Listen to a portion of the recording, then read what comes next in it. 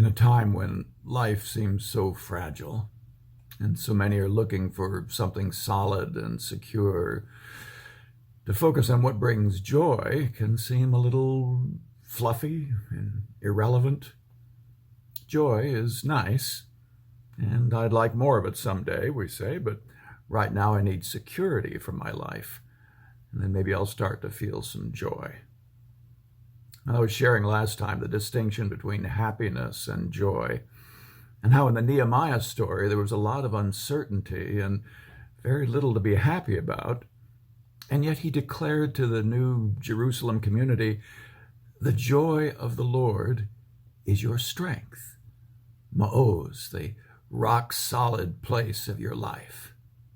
Joy. And he had them enter into a great celebration and feast on delicious food together. And as it says in Nehemiah 8, there was very great rejoicing. And somehow out of their participation in the joy of the Lord came something solid and reassuring. Now notice that this is the reverse of what I might expect.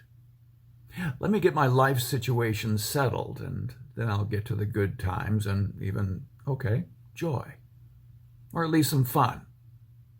I even taught this as an important principle to my children.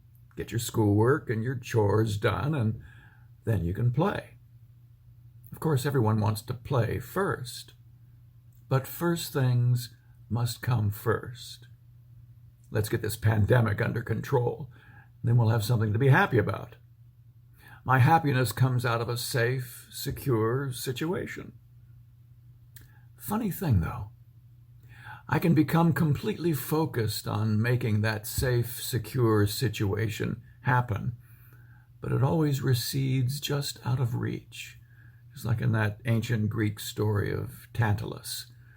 Always just out of reach.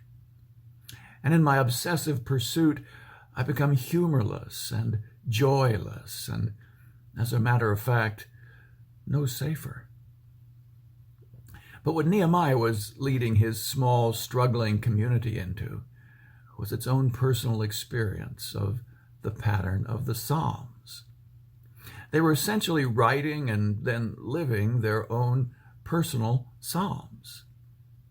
Yes, first things must come first, but in the Psalms, I start with joy and then get on with life. Then I create my situation. Joy first, then life. As in Psalm 16, you show me the path of life. In your presence there is fullness of joy. In your right hand are pleasures forevermore. I start with him, in his immediate presence, and the fullness of joy that he is, and start from there on the path of life in his company. This is the psalm I must write for myself, my own life, as my own path of life. Many psalms guide me in this way, but there's one that really calls out how I try to shape and control my life in a way that I think I'll be happy with. It's Psalm 4. It tells me the truth about my life, and then the truth about him and the life he gives me. There are many who say, he writes in Psalm 4, many who say, "Oh, that we might see some good.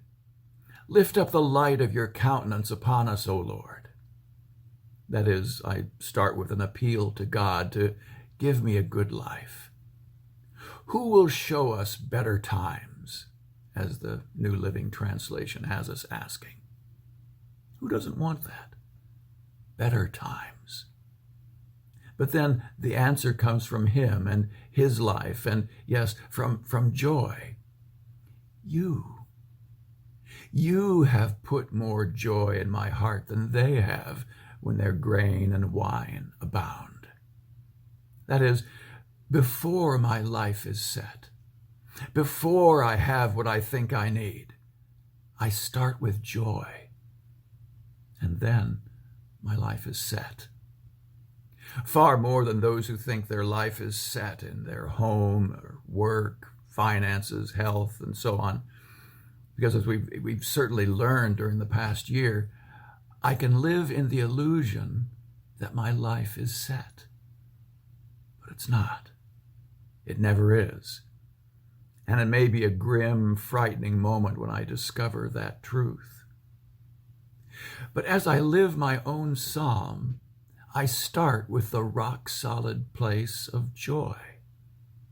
Far from a joy that takes me away from reality, it anchors me solidly in his reality, a greater reality, the only true reality. It's him. He's real through it all, present in it all.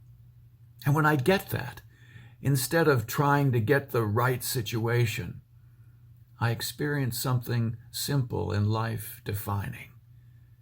I experience joy. As P.hd has it, joy is the infallible sign of the presence of God. When I give up trying to attain a certain kind of life, even as a present from God, and find in all of life the presence of God, the lights of my life turn on with joy. It makes all the difference in the world when I give up on happiness and reach for his joy. I start on his path, in his company, and give up my own preference for how life must be, my own picture of the perfect, happy life. And I may have to be torn from that picture with a certain amount of pain so that I can join him on the adventurous path of faith, hope, and love. And oh yes, the adventure of sheer delight as I walk the path of the Psalms. And I discover, as C.S. Lewis did, the most valuable things the Psalms do for me is to express the same delight in God which made David dance. That's from his reflections on the Psalms. Delight in God. Delight. The God who is there, always there, as I dance the dance of my life for him.